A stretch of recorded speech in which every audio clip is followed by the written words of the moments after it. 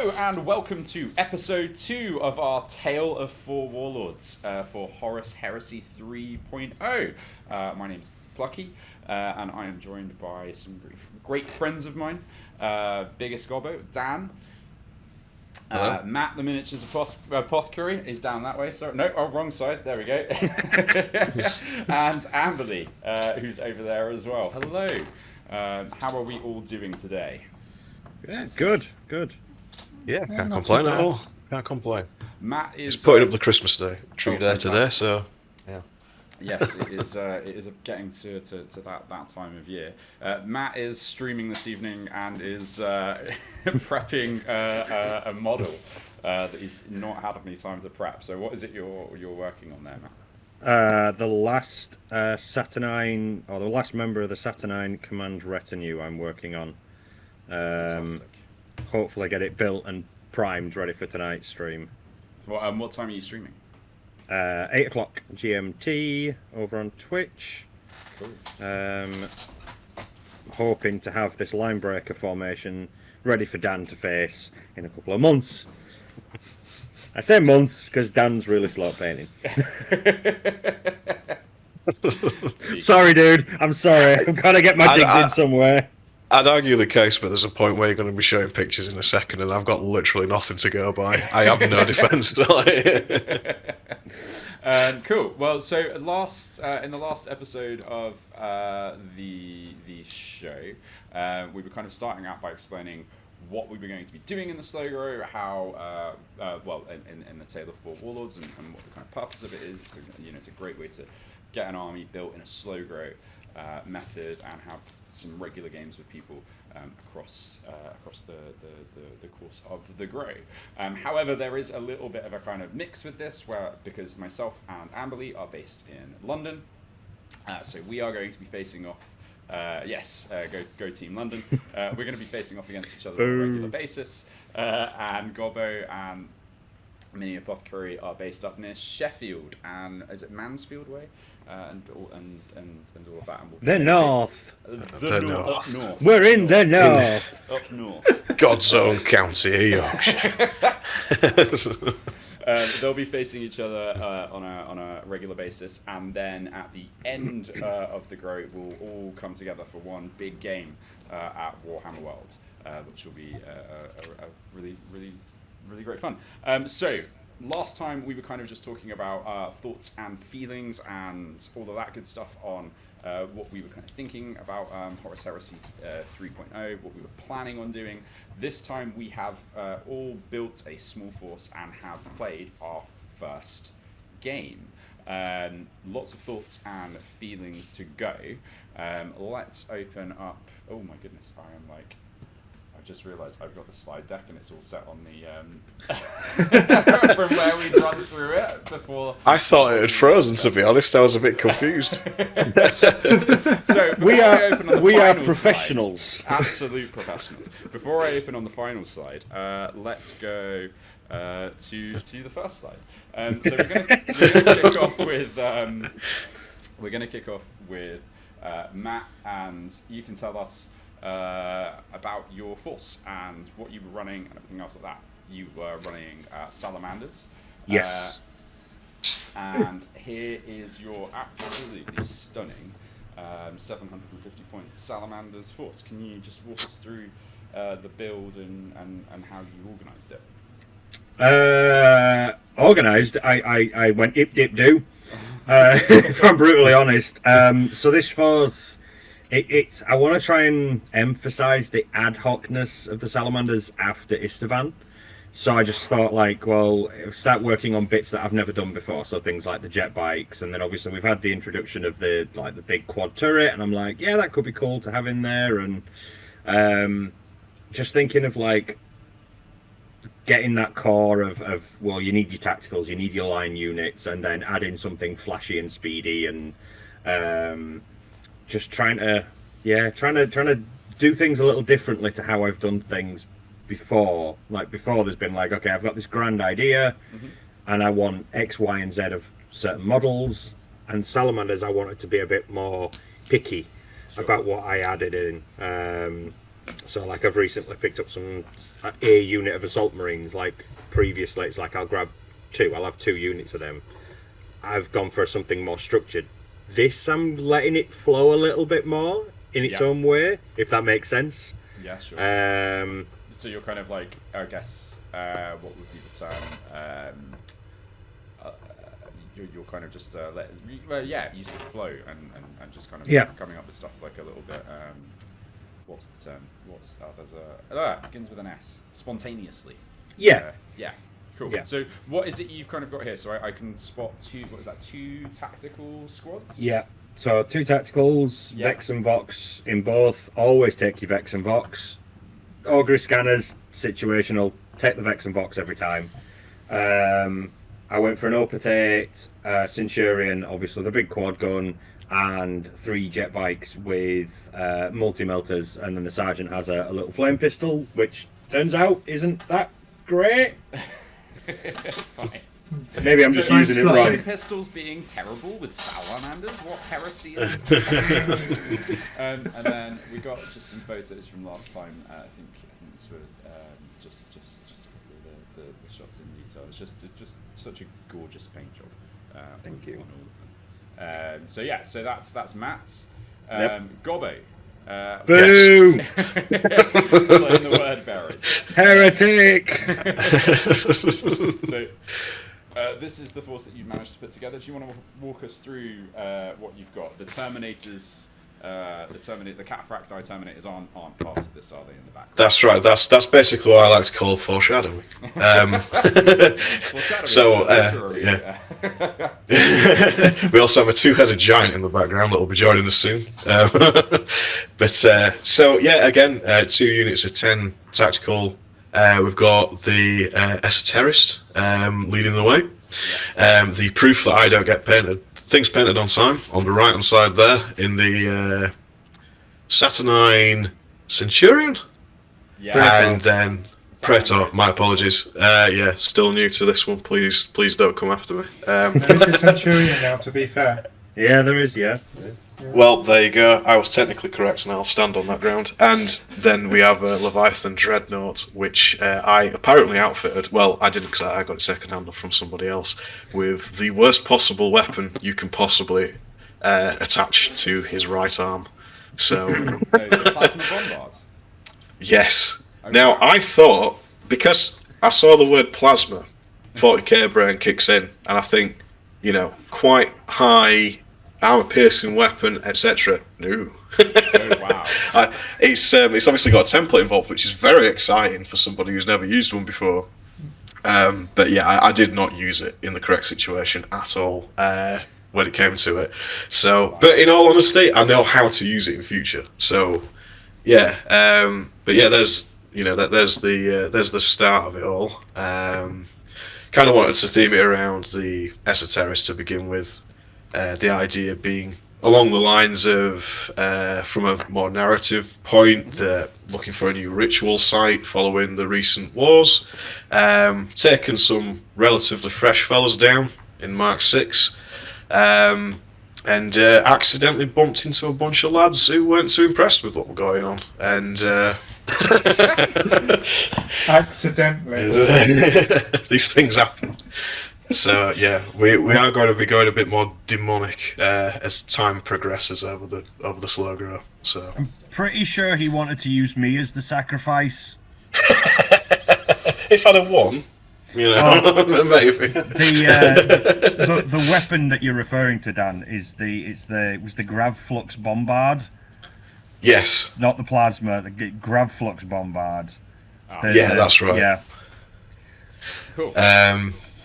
Yeah. Fantastic. Next up, we have got. Oh yeah, just before we It's move me. on to Amberley, we've got this fantastic photo of Dan there next to us, which I thought was lovely, and everyone needs to see this. Because at Hobby Workshop, real recognises real, and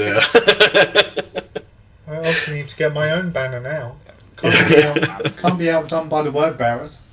I feel the same. I'm very disappointed. Not on any other walls is there a salamander banner. There's Imperial fists and all sorts, but no salamanders. I'm not impressed. I'll be having I'm words. sure they'll be coming soon. So, thanks for walking us through both of your armies. How did your first game go? Who wants to kind of walk me through it? Oh, go on then, Matt. No, Dan. After you. Okay. So, obviously, I've gone into this completely fresh, and I told Matt that I'd read the rules. I was largely just leaning on him to talk me through everything, and the rule, I will say, because obviously we need some opinions out on Horus Heresy as a whole. The rule book itself is intimidating. Yes. But the actual content that you need to read isn't. And I didn't really realise this until we started going through it a lot. Same with the stuff that's specific to your libers. They, again, there's only so much of it you actually need to understand. The key words, once they get in there, it makes a bit more sense. And obviously the flow of the game, very different from what I'm used to. But it didn't feel like it was worlds away. So I wouldn't ever say, if you are primarily a 40k player or even an Age of Sigmar player, you're not jumping into something that's just completely wild. It's it does work in that way. So, I tried to set up in the best way that I could figure out. We had 2 objectives because of the size of the game. Pretty standard game. And then it was just a case of I would try to keep in mind all the stuff with positioning. But what I do like is, in terms of getting into line of sight and how models can be shot out of a unit. You don't just have people mysteriously dying around a wall. You don't have, that kind of stuff going on, which was the main thing when it came to the infamous turret that Matt brought along with him. It managed to, I think, kill 2 models just on the basis that they were slightly poking out of the side and couldn't do anything else.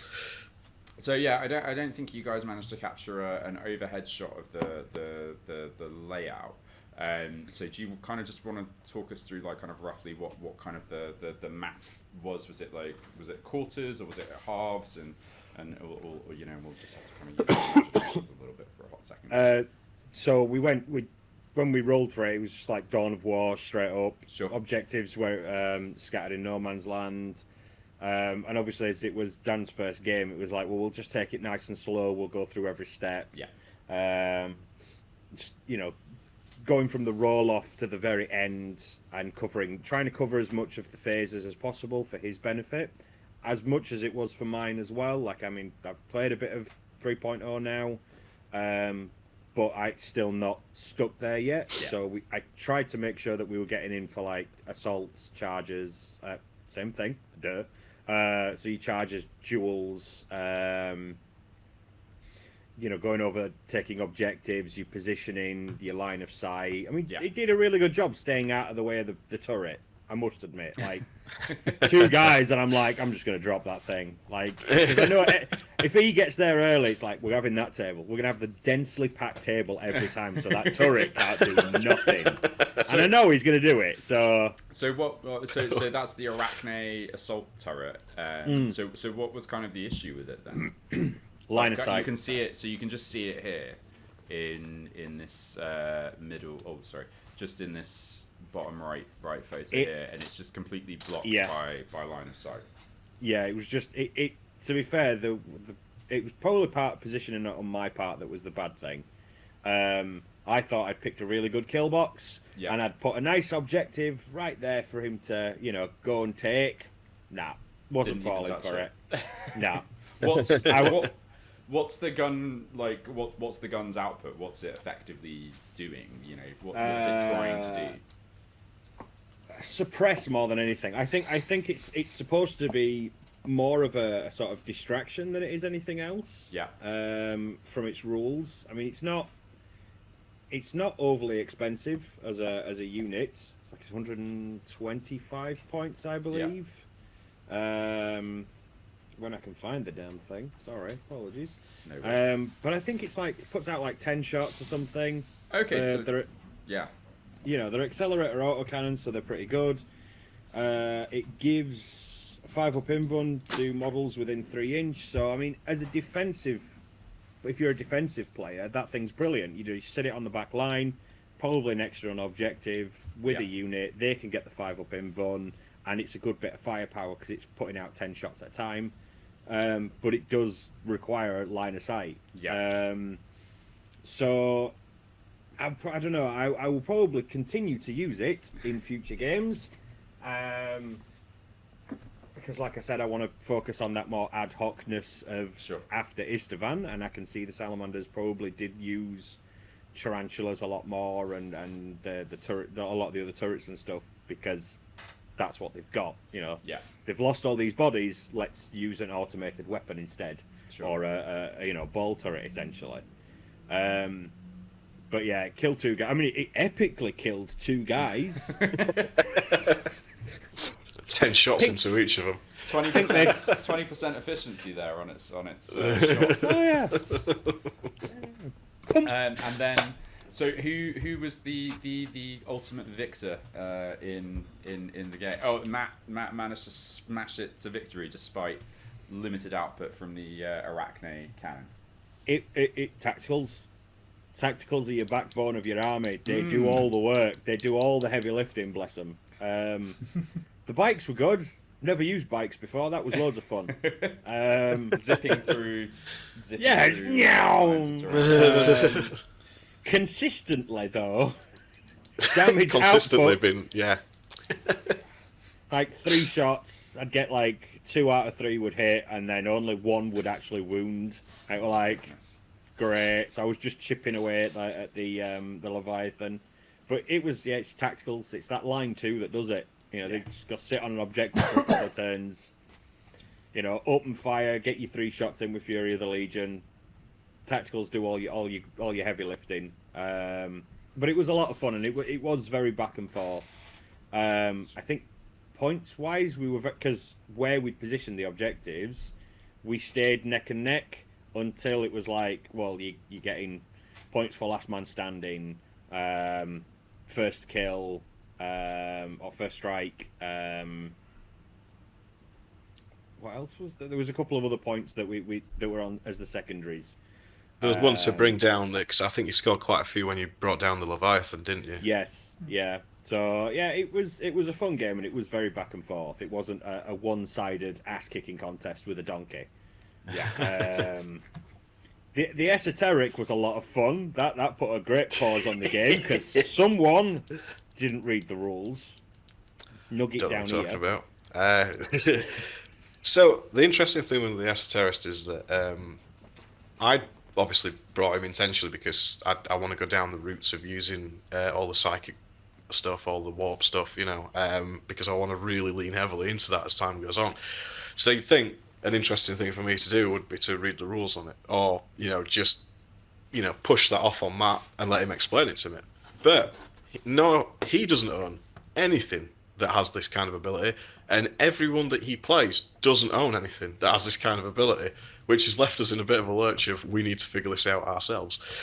Yep. So yeah, it sounds like you guys had a super fun game, lots of stuff learnt there. Any final thoughts? Dan needs to read the rules. Yes, Dan does need to read the rules. However, I will also say, I think the only thing that had a little bit of a sticky point for me is like, so obviously I'm used to, in terms of the majority of Games Workshop systems, there being some kind of chart that you have to refer to when it comes to hitting, wounding, etc., etc. Yeah. I just think that the ballistic skill one feels like, I know it's there, but the ballistic skill one feels a bit unnecessary. Yeah. Because it's a number that then you have to go and refer to in a chart. There's no, excuse me, like, difference to it, if that makes sense. What do you mean by, like, difference to it? Well, in most of the other games where you've got to hit, you just have a... Sorry, you'll have to excuse me 2 seconds. Yeah, no worries.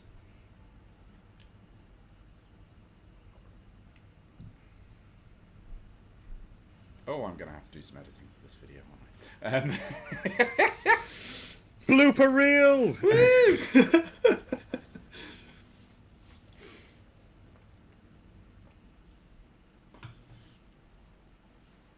Hopefully not too much editing. No, it'll be fine. It's just going to basically Yeah. just be trimming and this and the other. Okay, so I'll just start the question again. So what sort of sticking point do you mean there with the ballistic skill chart, Dan?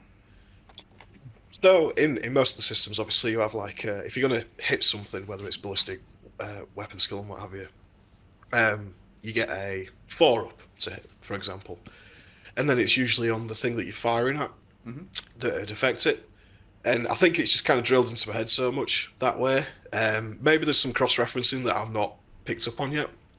That being said, I absolutely love the way that melee works in it when you go in weapon skill to weapon skill, because that makes so much sense versus anything. Because otherwise, it's just like you're hitting something with a stick on the basis that you can. Whereas if you go in weapon skill, you know, if you've got something that's really proficient with melee, it should be proficient at defending itself with melee as well. Yeah. So yeah, that I absolutely love. I'll get used to the ballistic skill thing. It's not really a complaint. It just seemed a bit like an extra step, Sure. which didn't need to be there for me. Yeah. With the ballistic skill thing, isn't there something along the lines of like critical hits being scored or something like that on different rolls depending on how high your ballistic skill is? Yeah. Yeah, once you get to ballistic skill 6 and above, I believe, you start getting critical hits. Like ballistic skill 5, you're hitting on 2s, but then beyond that, I mean, I've got the reference sheet here. Yeah, as soon as you get to like ballistic skill 6, it also changes things like your snapshots as well. Yeah. So it does ultimately have that impact, and it's just, I guess, at this kind of size of game, and you know the level of the models and stuff, and you know how much we're doing, it might not have had quite that impact and stuff yet. I agree with you on. I completely agree with you on the weapon skill thing, and I think I'll come back to this a bit in a thoughts as well later down the line, because I have some thoughts on the weapon skill stuff. It's good and positive. But yeah, I'll come back to it in a hot minute. But let's run. So we've done up north. What happened down south? Down south. Down south.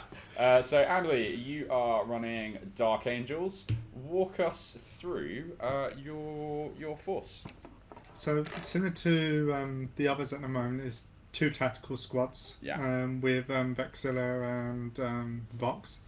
But I also went with a Despoiler squad, because Dark Angels like to be in the melee for some strange reason. So I went with 2 tacticals and 1 Despoiler squad. The Despoiler also had Vox and Vex.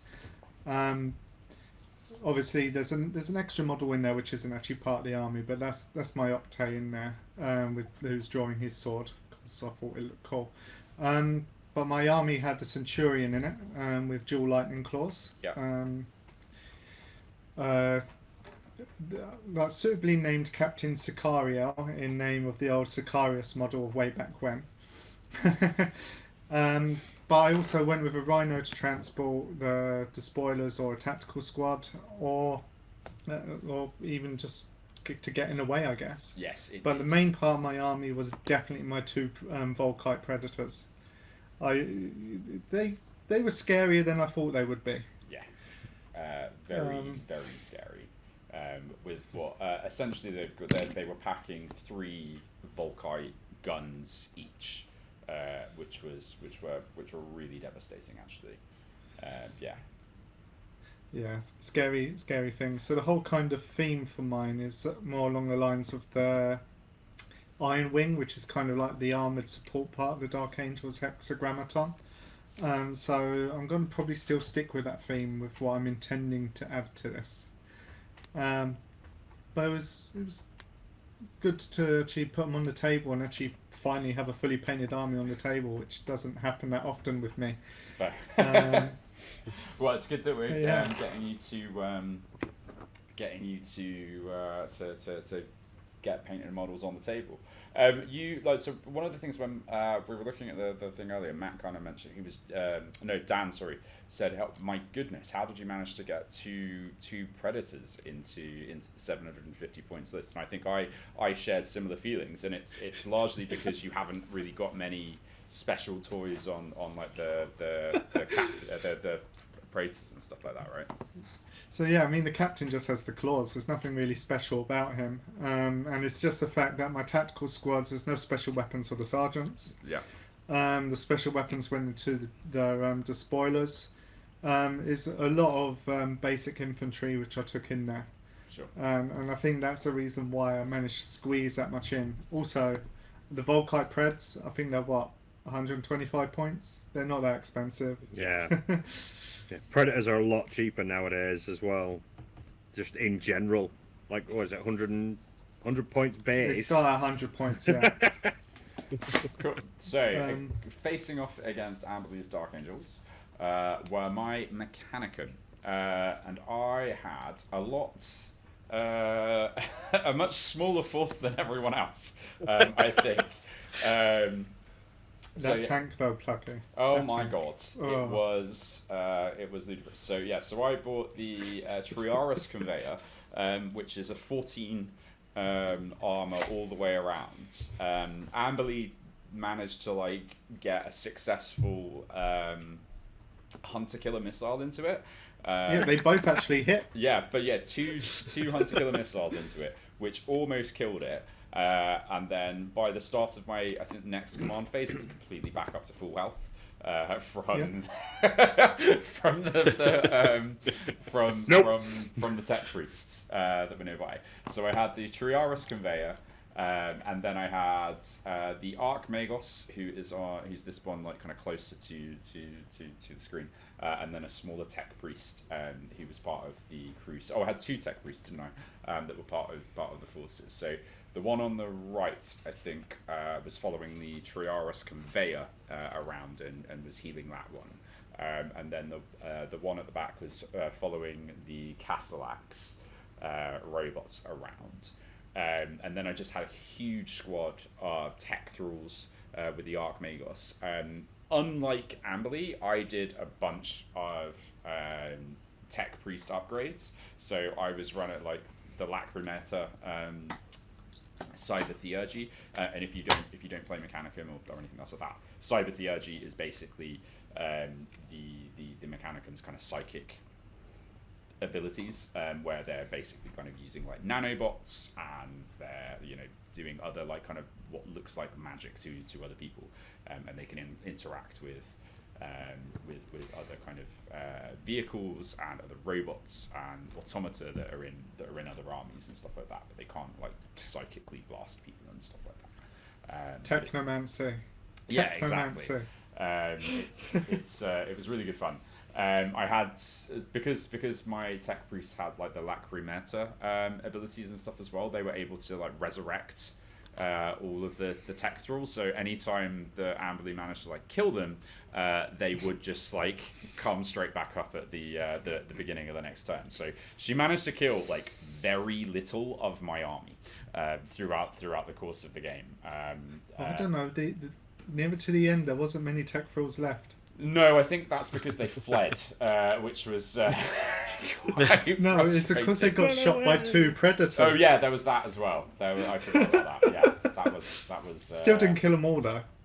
Who won that? Who won? Well, we'll walk through it now. Yeah, let's go. So, game one for us. So this, I think, was about the layout. We had.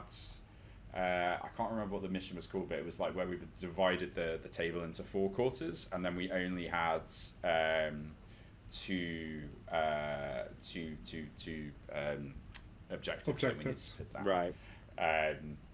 So yeah, it was like we only had the 2, and both of us just decided to put the objectives very close to our deployment zones. So so there wasn't like much of getting over and trying to attack, and I was just like, right, the only way, like, I know Amberley's going to kind of come round, and she's got the very choppy despoilers, and I have bugger all in the way of decent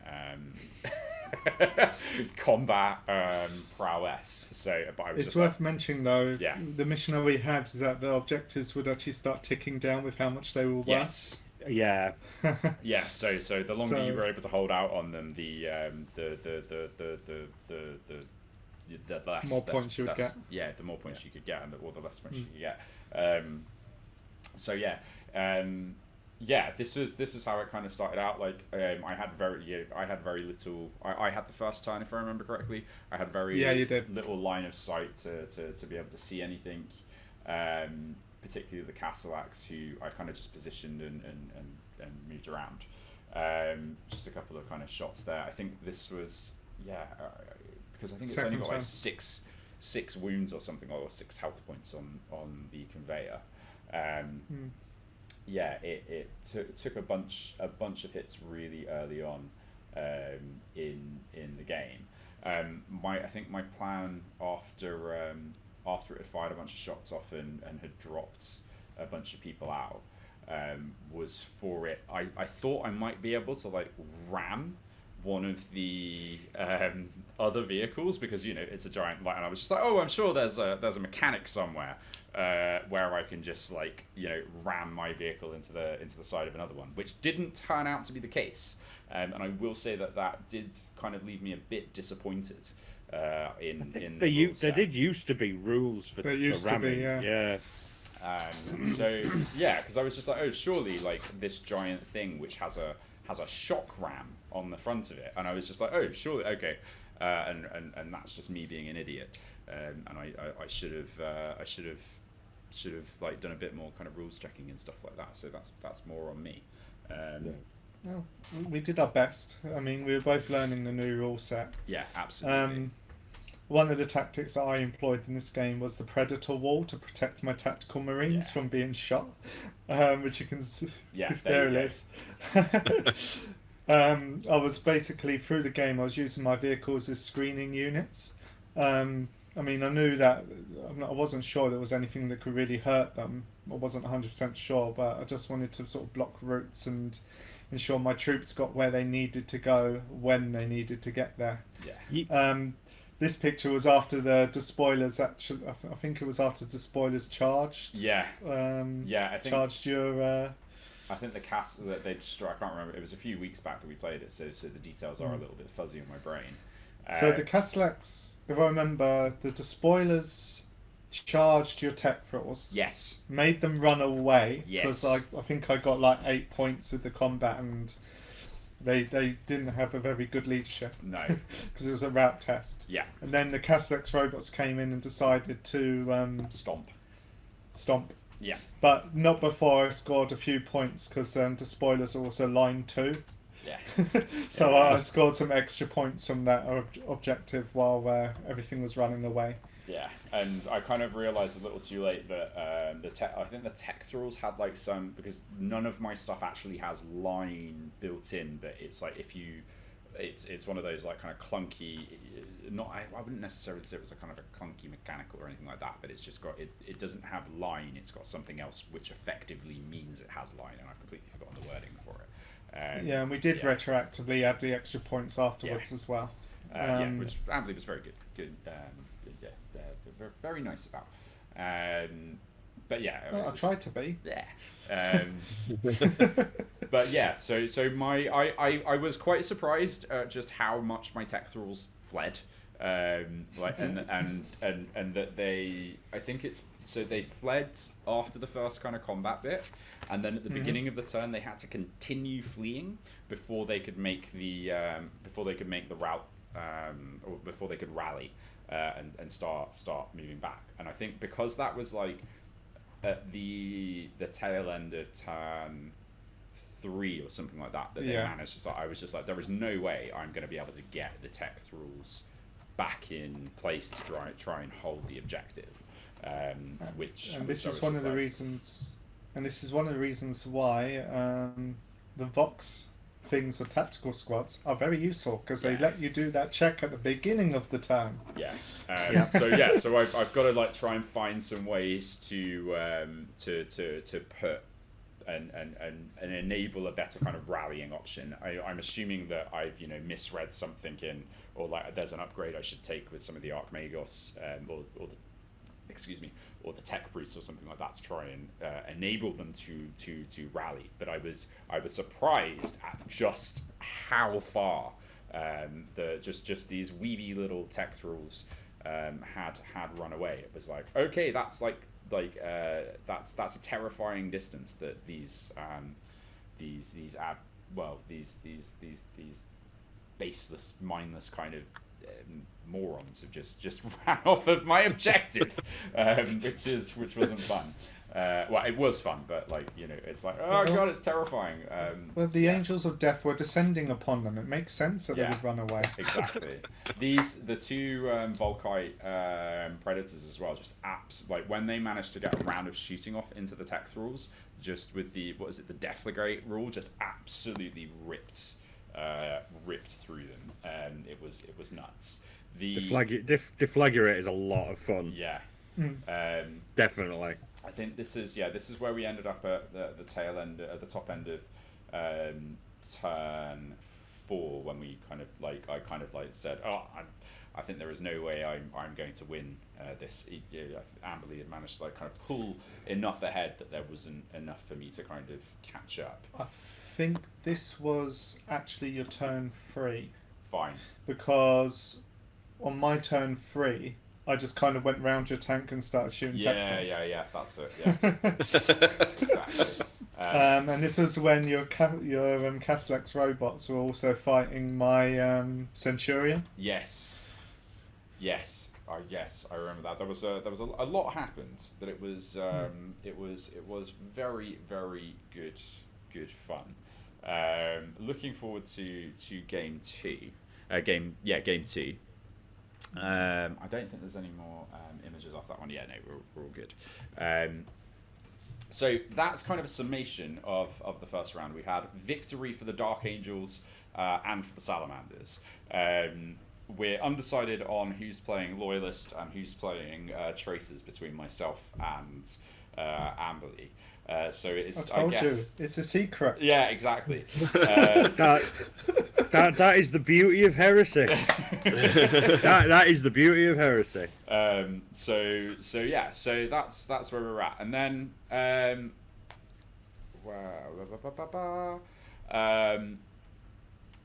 so I guess as this is kind of like most of us, it's our first kind of impression of Horus Heresy 3.0, and I haven't played any of the previous versions of Horus Heresy either. Amberley, I know you have. Matt, you have played a bit of 3.0 already, so we'll leave your thoughts and feelings till last. But myself and Gobbo are, I think, both completely new to Heresy in general, right? The setting and the version, yeah. Yeah, sure. So Dan, what have kind of been your feelings just coming into it fresh? I think it's been the thing. I think the main thing that'll keep people back a little bit is the intimidation factor, because a lot of people describe it as the professional hobbyists version of the game, but it's not. At the same time, it's a lot more driven by. Now, I use this word a lot when we're playing, and I apologise if anyone takes it badly. It feels a lot more like a narrative game. People go thematically. People go in and have a complete idea of what their list is. Everything seems to just make more sense in terms of this rule makes more sense because as I'm charging in, I'm now pulling out a pistol and shooting it. Whereas, in other systems, you're just kind of running in and hoping for the best. It's just all the little things kind of culminate into what feels like an actual war game, as opposed to a board game with lots of miniatures. And I'll always say I'm never slamming on 40k. I think it's a great system, but I think it's worlds apart from what Horus Heresy is. I do feel like Horus Heresy out of the two is the war game. Yeah. Whereas 40k is the e-sport on a table. And like I say, I love both of them. But having that first game's really spurred me on to crack on with everything else that I need to get ready now, think about exactly what my list's going to be, learn the psychic rules, and probably some other rules too. I might think about that. Sure. But yeah, that's basically been my view of it. Oh, and I forgot to mention earlier, initiative. What a banging rule. Love it. It's absolute 10 out of 10 from me on initiative. Fantastic. So I guess just to kind of jump on at that point, Dan, I know you haven't played much Old World and stuff like that, and unless you want to contradict my statement there at all, but like I've come at this having played both 40k. I say playing both. I played 40k AOS and now a lot of Old World. Like I would probably consider Old World to be my main game system. So when I was looking at like the rule sets and seeing things like the weapon skill matching table and the wound table and everything else like that, I was like, oh, this all looks inherently very, very familiar to me, and I should kind of pick this up relatively quickly, and to a degree, like I was expecting it to be a lot more of an easier kind of transition into it, and I would say that there's a lot of very big differences, and I think obviously the biggest one is that the system is incredibly different because you are having to deal with a lot more shooting, whereas Old World there's actually a very limited amount of shooting and everything like that. You are measuring up against combat most of the time, unless you are playing against certain armies. So yeah, it was I would say once I kind of got my head around the differences between like Old World and Heresy, it was like relatively kind of simple to pick up, and most of the stuff made sense. The only thing that to me didn't make sense was I wanted to, like, everything like that I kind of wanted to do, I was able to do, until I wasn't able to, like, as I say, ram my Mechanicum tank into another tank, because that just felt, surely I should be able to do that. And I was just like, that seems like a miss or something that they've missed out there, where like, it was on its kind of like, I think by that point it was a little bit on its last legs, and if I can just go and ram it like I would do in any other game where I just want to try and hold something up, or just throw a kind of last bazaar or something like that, that was kind of the only kind of major thing where I was just like, that kind of sucks that there isn't a rule set for that. I'm just looking at what other notes I picked up. Like Mechanicum, as I thought they would be, were a very, very tricksy army, which felt like the right faction for me. I'm really glad that I picked the Mechanicum. Dan, I don't know if you're trying to interject there.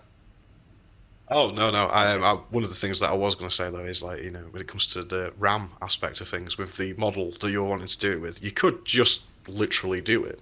If you feel that Amberley's getting too far ahead of you, and yeah, no, that's true. Yeah, go on. But yeah, other than that, I think when you're saying like that, is the army the right one for you?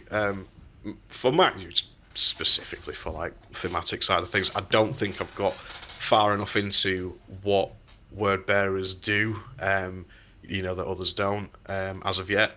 I've got a bunch of demons getting ready to be assembled and things like that. We're going to be breaching the veil very soon, Good. So when that fails consistently every time, we'll have a great time. And well, I guess that was kind of one of the things about playing Mechanicum early off the bat. I was just like, because I knew about stuff like the Cyber Theurgy, and I was just like, okay, this feels like an integral part of the Mechanicum and how they should be playing. I'm like really happy that I picked into that and added all of that stuff in, because it's given me that flavor in the army very, very quickly. Like having like a big unit of like I think it was like 20 textiles and stuff like that I was able to just resurrect at the beginning of every turn. It felt like I'm literally just playing with like mechanical Necron. Yeah, exactly. And it's, yeah, Proto Necrons.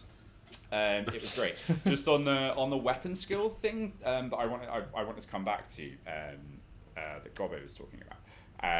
Yes, like I love the weapon skill mechanic. It is much like this was one of the big differences between weapon skill in Old World versus Horus Heresy. It is much harder to hit in Horus Heresy than in Old World. Like I was expecting.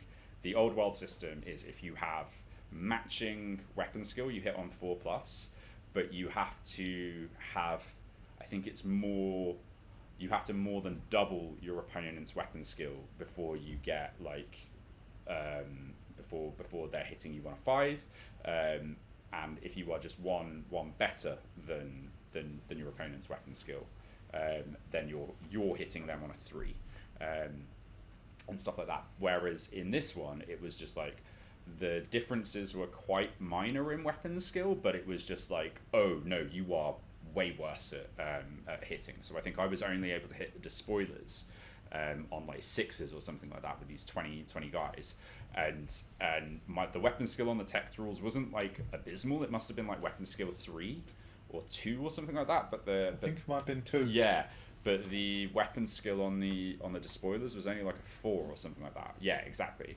So I was expecting to hit on 4s, which is what it would have been in Old World, but they were only hitting on 6s, which was really really wild. So yeah, rough, yeah. One of the I can't remember the numbers, but we did look at the chart, and that's what the chart said. Yeah, we just went straight to the chart, and it was pretty wild. So yeah, like whereas, go on. Whereas my Centurion was just, I think he didn't miss a single attack. Yeah, absolutely. Over to those that have played Heresy before. I'll come to Ambly first because I know you've played a bit of 2.0. How did you kind of find it versus 3? Well, how did you find version 3 versus 2.0? So I really enjoyed it. It doesn't.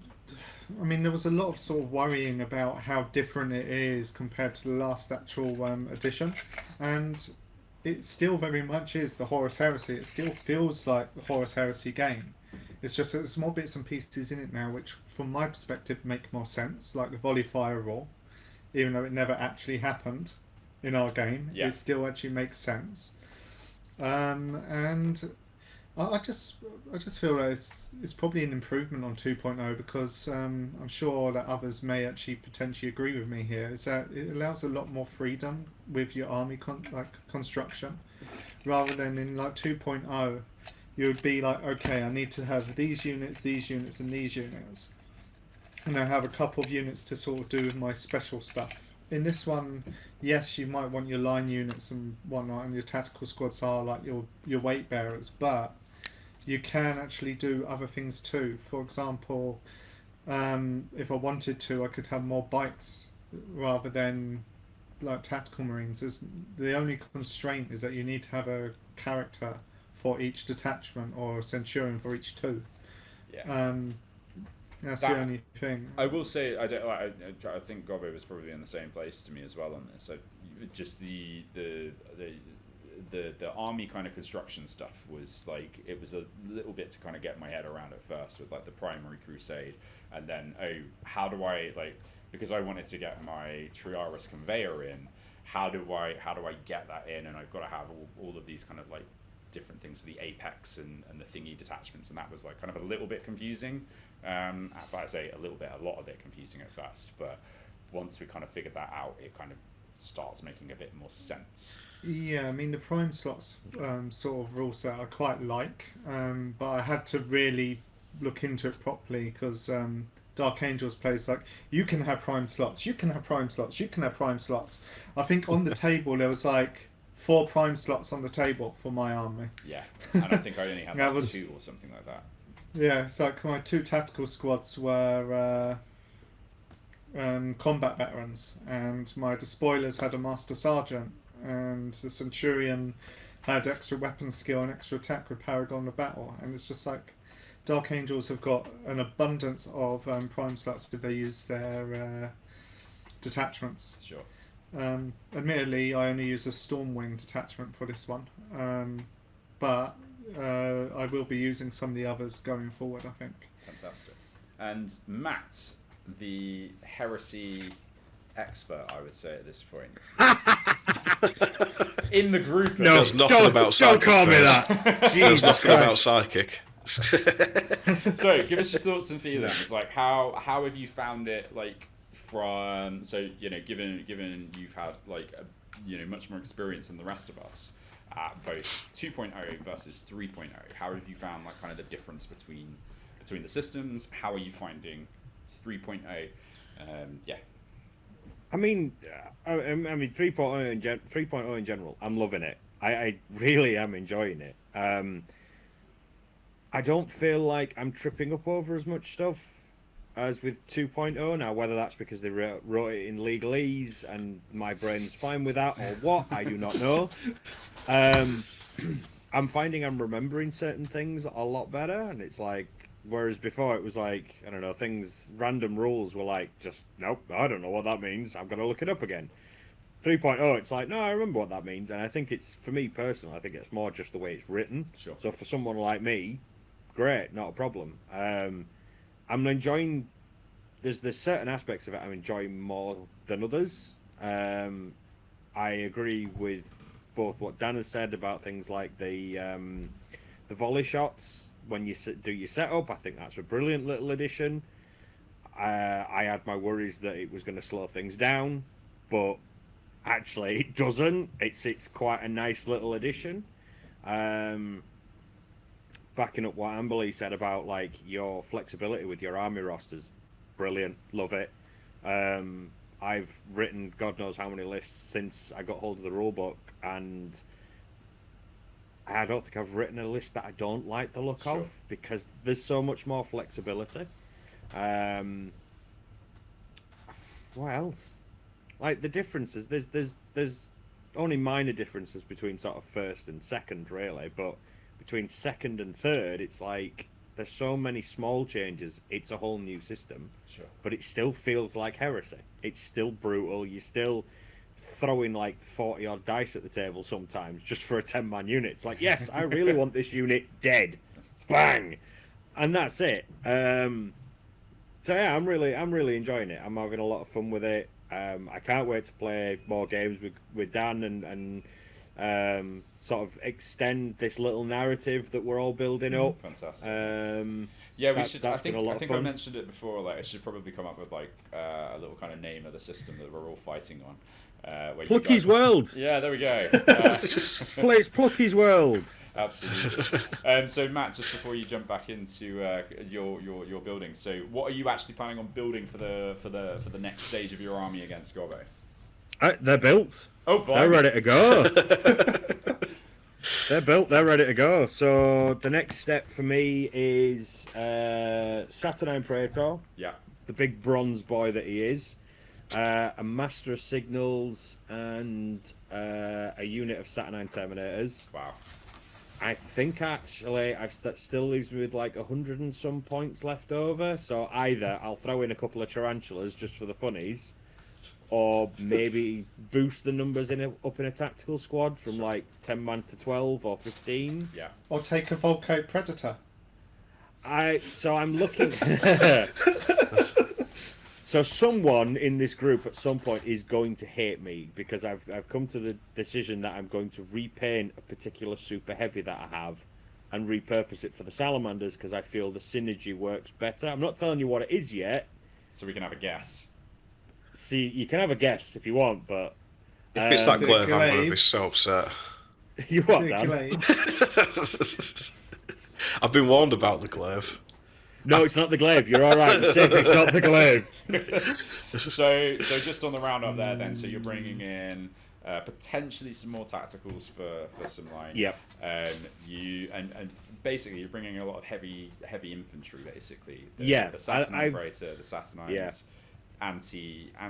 Well, I guess you can kit out the tarantulas with anti-infantry or anti-tank. So Yeah, I like the missile ones. I really like the missile ones for whatever reason. Yeah. So I've got 2 squads of those at the moment. Yeah. So I think we're going to have 2 lots of them. They're like 90 points and they're expendable 1, and you can just sit them there and it's like 48-inch threat range. Come get me. fantastic. You And know. then you mentioned a Master of Signals. Just for those not necessarily in the loop, what does a Master of Signals do? So he's going to be primarily there if I decide to deep strike any units in, like the Saturnine units. If I decide to deep strike them in, he's going to help me get them on the table. But he also has that ability where you can change a unit to have Vanguard or Fine. give a unit line or something like that. I can't remember off the top of my head. Both, isn't it? Yeah, it's one or the other. Yeah.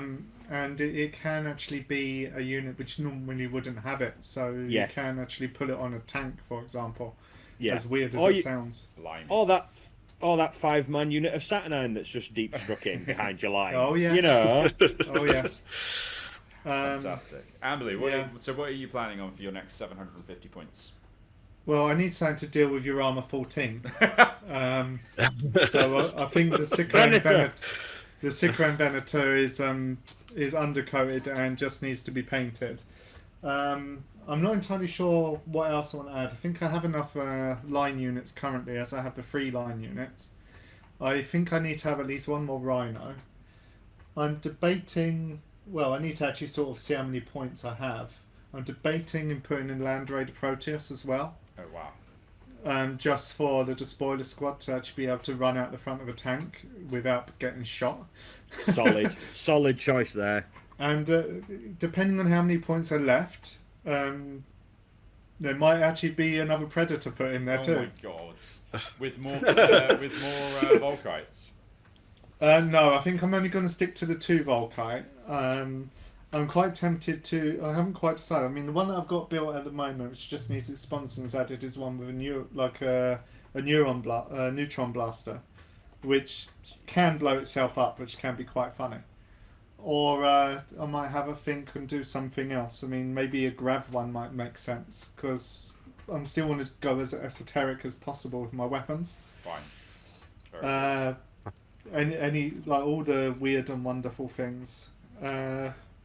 Yeah, I haven't quite decided exactly, but the Land Raider is a maybe. The Sikran Venator is a must. I think that with some Hunter Killers could probably deal with your armor 14. Fantastic. And I think I've given it las cannon sponsons as well, so technically it could probably deal with it on its own. Because the Venator has, I believe it has the Ordnance rule, which means it doubles its damage if it's remained stationary. Which means its 2 shots can pump out 8 damage with its main gun. Sure. And then just 2 extra las cannons just in case. Right. We'll move on to... Yeah. Oh, hang on. Because Amber Lee doesn't want friends, apparently. The Dark Angels don't have any friends. I will table flip. It will be horrendous. Okay, so Dan, what are you planning on running in your next 750 points? Well, I am going to have a very, very good look at things first this time to make sure that what I'm bringing is actually going to be beneficial. I'm wanting to make it a little bit more streamlined in terms of, what the word bearers do in terms of their rules. What's going to actually fit in with what I'm doing. But as we go further and further, I want to introduce more and more demonic stuff. So, I might be chucking in Marigal. This time around, I might be chucking in some Gal Vorbak. And then, as we go further, I might have some actual... Yeah, they've been fighting a little bit now. They've got a little bit of a blessing. Got Erebus knocking about. What? Oh, no, not Erebus. Did he just... Oh, that's it. Oh, kid gloves are off now, mate. Kid gloves are off now. There is one thing that you can do as well, and I'm not sure if you've seen them. The demon possessed Saturnine.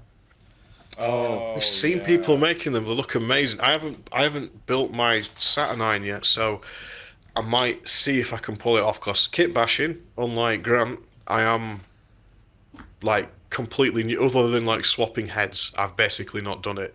Yes, okay. Give me demon bits, and I will. Bring me the stuff, and I will build it.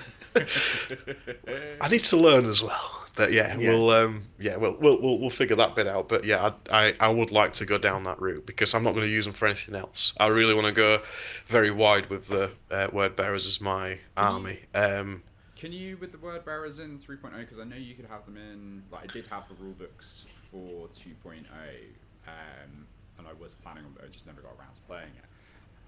But when I was looking at building my word bearers force, you could do like warp fire plasma guns and stuff like that in 2.0. Is that a thing you can do in 3.0? Good question. I will look it up and find out for you. But I haven't got anything in the army as of yet that really has anything other than obviously Esoteric, he I could use some psychic powers with him, Sure. which were a lot of fun. He's lobbing darts at people. Good times. That's a proper northern way of fighting that. So proud of him. Fine. So, Pick yeah, some up that's and throw it.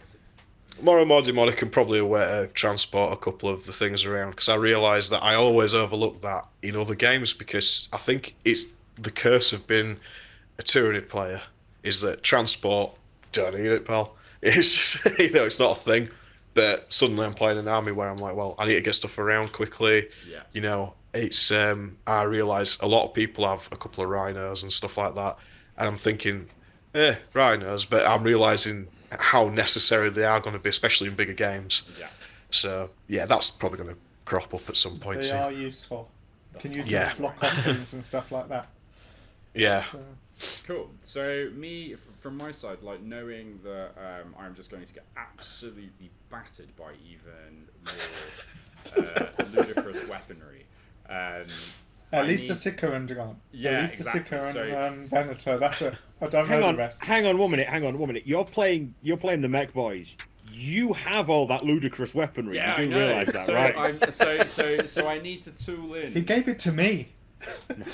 So I need to tool in some stuff. So I think for I've got in the cupboard. So I've got the first like the plastic release box, the battle group, which had the Triaros, the Thralls, Thalax, and the Castellax. So I'm probably going to try and build out the Thalax unit because I can equip them all with multi-melters, which I think is going to be fantastic at dealing with with some heavy armor, particularly as they've got jump packs as well, so they'll be really maneuverable, and I can get them across the table.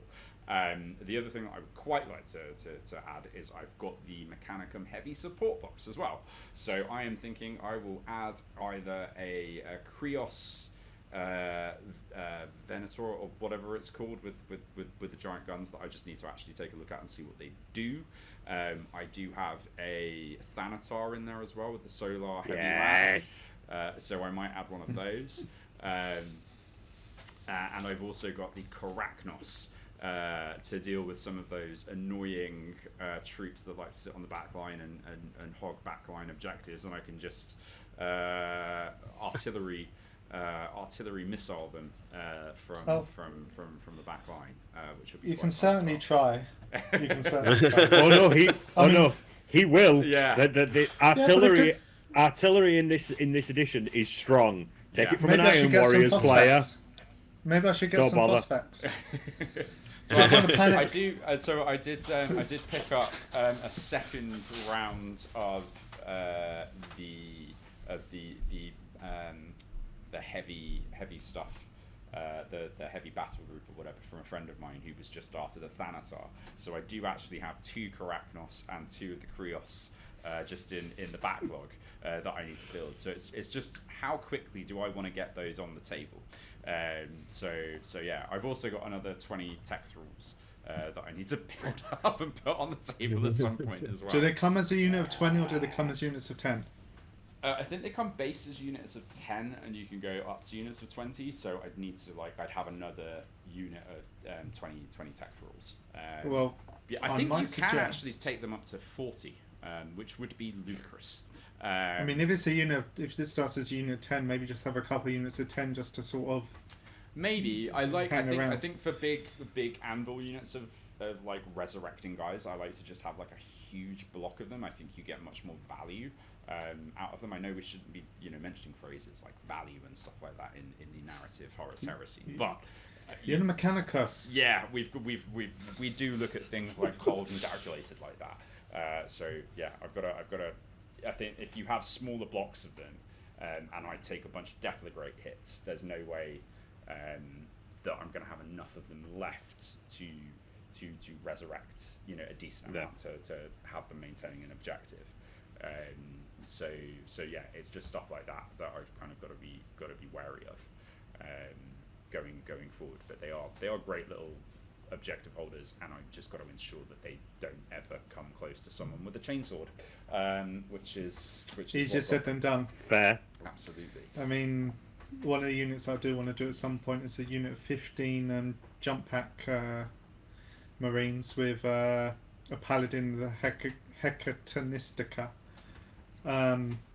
Sorry, say that again. What was that? Hecatonistica. Blimey, Charlie. Cool. Yeah, good luck saying that like 3 or 4 times in a row. Basically, it's a Centurion with a free Tyrannic Greatsword. After the first time of saying it, you be on the table. You'll be like, "Yeah, that guy." Yeah. Hecatreca Mocha Shocker Latte from Star Dingy, Wars. Hecatonistica. Yeah. Absolutely. Come on, Mechanicus should be able to say that, surely. I should be if I can see it written down and it's in binary, then I might be able to pronounce it. But yeah. Fair enough. Well, unfortunately, it's at least a code of 6, so binary probably doesn't work. Right, so we'll be back in. I think we'll be back in January at some point, as we've got the Christmas break coming up, and then we'll get thoughts and feelings of the next scale of the game up. But any final points from anyone? Never leave home without your Nuncio Vox. Very good point. And with that, thank you very much, everyone. We will see you all next time on our next Tale of 4 Warlords. Bye-bye. Bye.